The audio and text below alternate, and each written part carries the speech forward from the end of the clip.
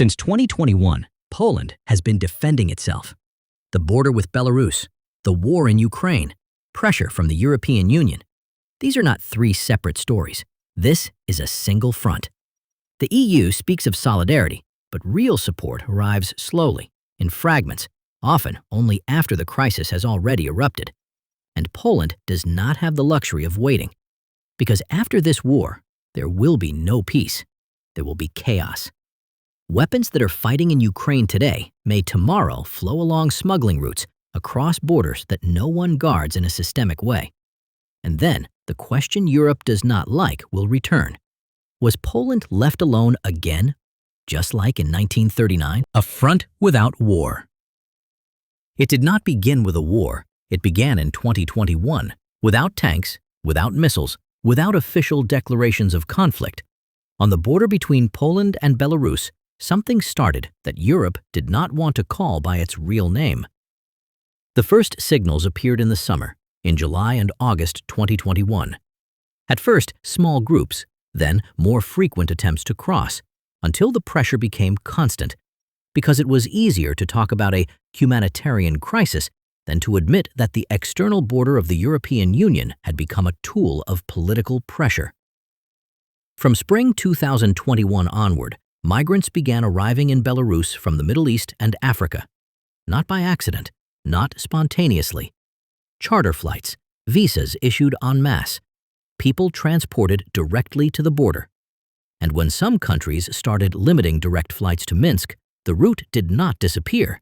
It was redirected through Turkey, through Istanbul. On this route appeared large international airlines as well, including Turkish Airlines, a carrier from a country that is a member of NATO. The European Union held talks with airlines to limit the sale of one-way tickets to Minsk, but real decisions came only later, which means Europe knew where the pressure was coming from. It just took a long time to admit that this was not accidental. On the ground, the mechanism looked even clearer. Migrants were not moving chaotically. In many cases, they were guided by Belarusian services to specific sections of the border, driven close to the border zone, led precisely to the places where pressure was meant to be the strongest. Crossing points were shown to them. Larger groups were assembled. They were pushed forward all at once. Equipment appeared, ladders, tools to breach barriers, things that do not materialize on their own in the middle of a forest. This was not chaos. It was a process, organized, controlled in waves. Silence one day, hundreds of crossing attempts the next. Just enough to exhaust the services, test the state, and see how long control could be maintained. This was pressure. Poland reacted. The army was sent to the border, not symbolically, in large numbers. Soldiers were assigned to long-term patrols to support the border guard, to protect infrastructure and the state border. And here a problem emerges, one rarely discussed openly. An army deployed to guard a border is an army pulled away from training. The military is designed for warfare, for maneuver, for combat, for unit integration and readiness.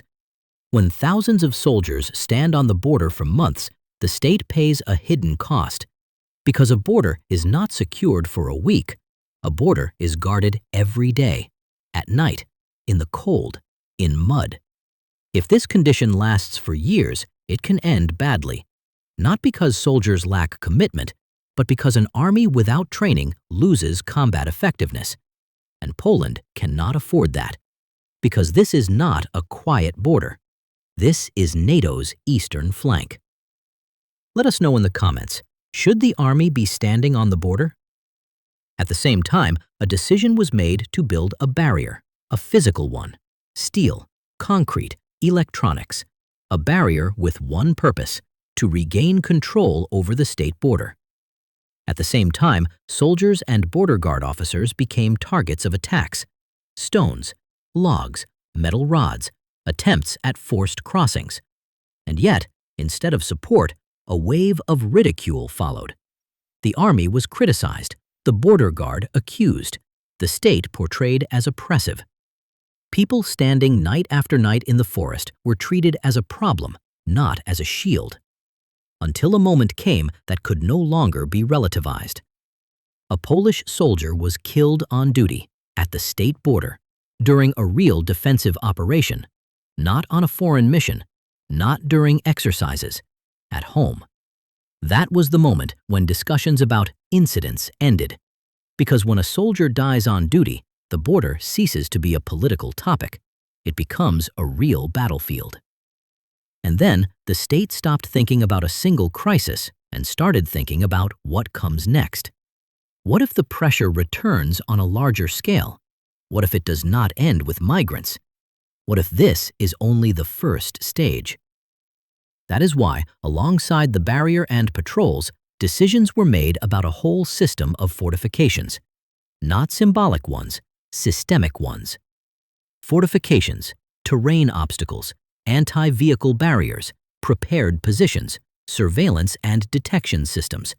Infrastructure designed to slow an incursion and give the state time to react.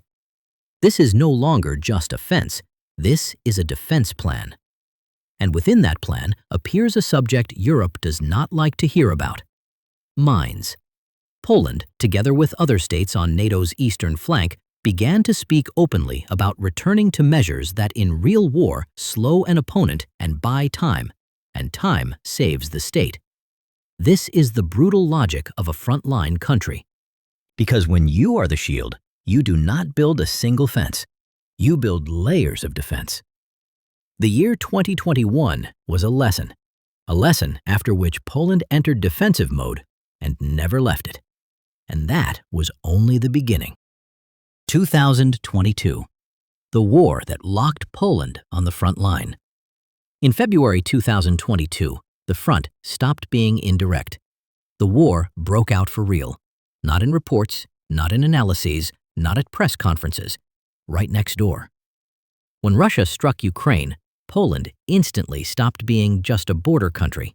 It became the rear base of the war. Through Polish territory began to pass everything Ukraine needed to survive: weapons, ammunition, equipment, fuel, logistics, roads, railways, airports, warehouses. This wasn't a decision planned over months. It was an immediate reaction. Because when war is a few hundred kilometers from your border, time stops being a luxury. But war is not only equipment, it's also people. Millions fleeing bombardment and the front line. Women, children, the elderly. The largest refugee movement in Europe since World War II passed through Poland. Without a ready European plan, without a relocation system, without shared infrastructure. Reception was here. Housing was here. Schools were here. Hospitals were here. Social support was here. And this is the moment that must be said plainly. Poland didn't just let refugees in. Poland gave them rights: legal residence, access to the labor market, schools, kindergartens, free health care, social benefits, entry into the state system almost from day one. This wasn't symbolic help. It was a decision that put real strain on real systems: healthcare, local governments, education, the housing market. Write in the comments, did Poland do the right thing? For Europe, it was a humanitarian crisis. For Poland, it was a state operation in real time. And at the same time, the army never left the border. Part of the forces were tied up in wartime logistics. Part secured the eastern flank. Part stayed on alert because no one knew where the red line was. Poland found itself in a paradox: a NATO state, a rear base of war, a front-line country. But without a formal state of war, no mobilization, no martial law, no clear moment of transition, only a constant state of tension. And at the same time, Poland was giving Ukraine more than shelter. It was giving equipment: tanks, ammunition, weapons, air defense systems, Piorun missiles, systems that in the first months of the war saved Ukrainian cities and soldiers. This wasn't a transaction, it was a strategic and moral decision. But the longer the war went on, the more clearly the other side of the story appeared: fatigue, tension, and questions that slogans can't silence. Because Poland began to pay a price in healthcare, in schools, in local budgets, in security. And more often, the feeling emerged that gratitude had been replaced by demands. Then something happened that permanently changed the tone of this debate. On November 15, 2022, in Przewodów, on Polish soil, 2 Polish civilians, farmers, were killed. A missile fell on Polish territory. Findings indicated it was a Ukrainian air defense missile that went off course while repelling a Russian strike. A tragic error, the chaos of war, an accident. Or was it an attempt to push Poland into the war on purpose? But the victims were Poles. And then the war stopped being next door. It entered a Polish village. At that moment, solidarity stopped being abstract. It became a bill. Because you can take in millions of refugees, you can send equipment, you can be a corridor of war, and the war can still kill your people. And in moments like this, issues return, issues that can't be covered by the current alliance. Volhynia returns, an unaccounted crime, an unresolved memory, a chapter in Polish-Ukrainian relations that was never fully closed. This isn't history. It's a wound, and it always opens when the other side brings demands and ingratitude. Help? Yes. Solidarity? Yes. Support in a defensive war? Yes. But not at the cost of our own security, our own citizens, and our own historical memory. Because the war in Ukraine didn't close the question of Poland's security. It opened a new phase. Because when the shooting stops, the pressure won't. It will only change form, from military to criminal, from frontline to dispersed, from visible to silent. And Poland, since 2021, has been the place where these waves hit first. That's why this front has no single start date, and it won't have a single end date, even when the battlefield goes quiet. After the war, Wohnung, people, and a front that remains. Every war ends eventually. Order almost never does. After war, peace does not arrive. Chaos does. Because war doesn't disappear. It breaks apart into weapons, into people who cannot return to normal life, into those who learned one thing, that violence works. It was like this after the Balkans, after Libya, after Syria, and everything suggests it will be exactly the same after Ukraine. After war, 2 resources always remain and always find a new market: weapons and people without work, without a state, without restraints. Millions of weapons circulating on the front today will not vanish on the day a peace deal is signed. Some will be sold. Some will disappear in paperwork. Some will end up in the hands of people who will not return to factories or offices. Because war becomes a profession. And after war, that profession looks for a new client. And that's when the real problem begins. These won't be petty smugglers. These will be people hardened by combat, psychologically resistant, accustomed to shooting, ready for armed contact. And then a question appears, one Europe doesn't even want to pronounce. Which way will it go? The answer is brutally simple.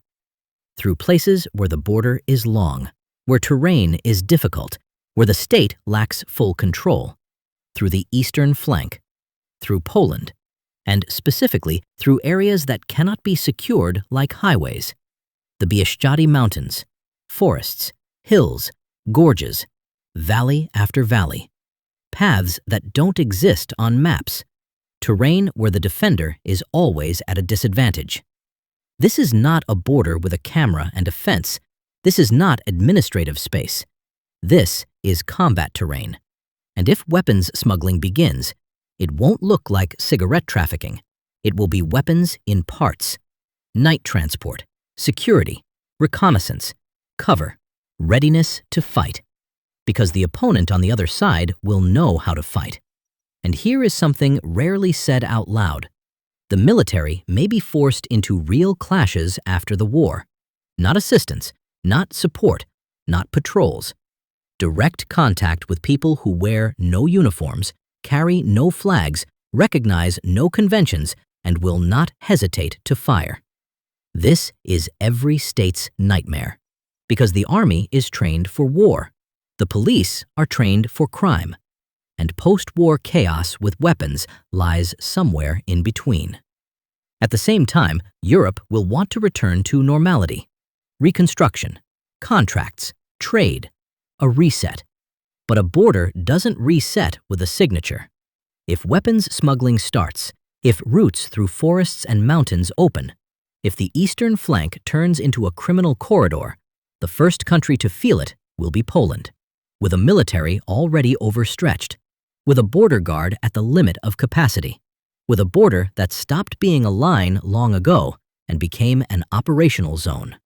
That is why barriers, fortifications, patrols, wire, layers of control, and a hard military presence are not preparation for one war.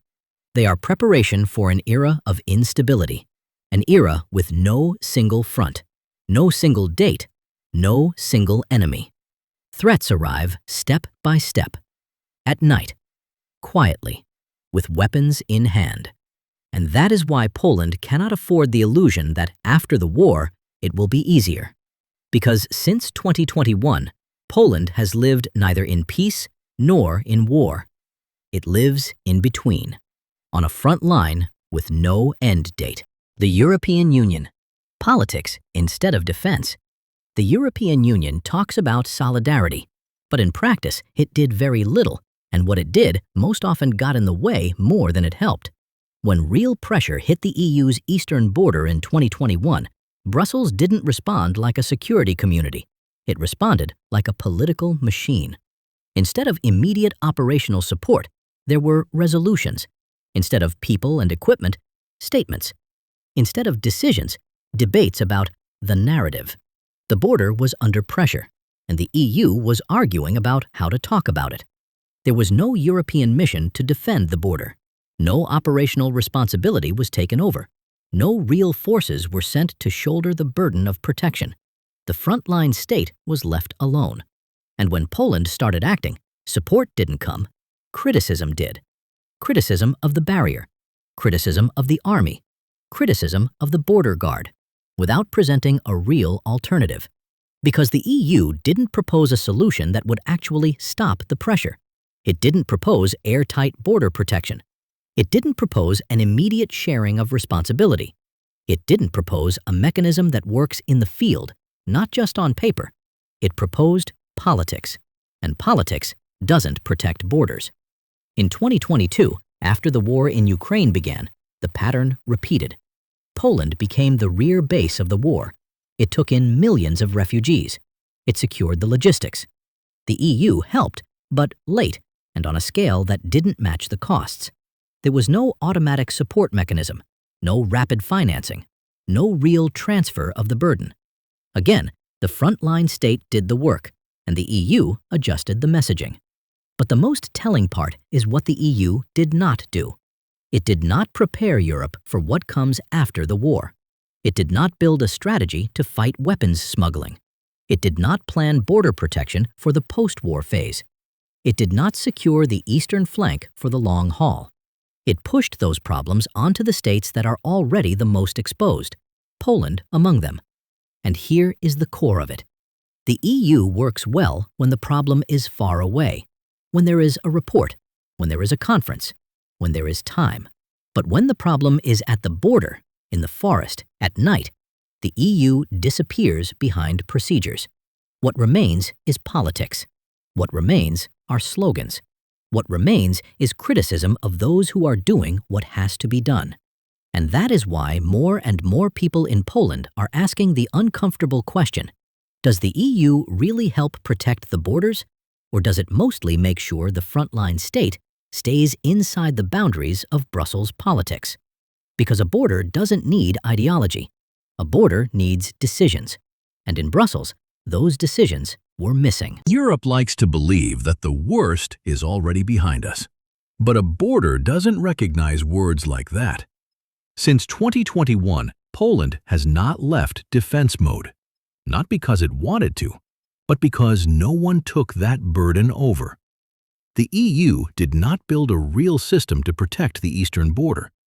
Instead of decisions, there was politics, procedures, and criticism. And the border stayed here, with an army pulled away from training, with the border guard in a permanent state of alert, with a state that has to build layers of defense because it cannot count on comfort or time. And then the question Europe doesn't like returns.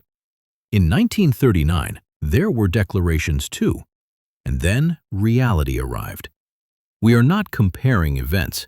We are asking a question. Is it different today, or just better packaged? Because if the common border ends in a Polish forest, this is not a security community. It is a transfer of costs.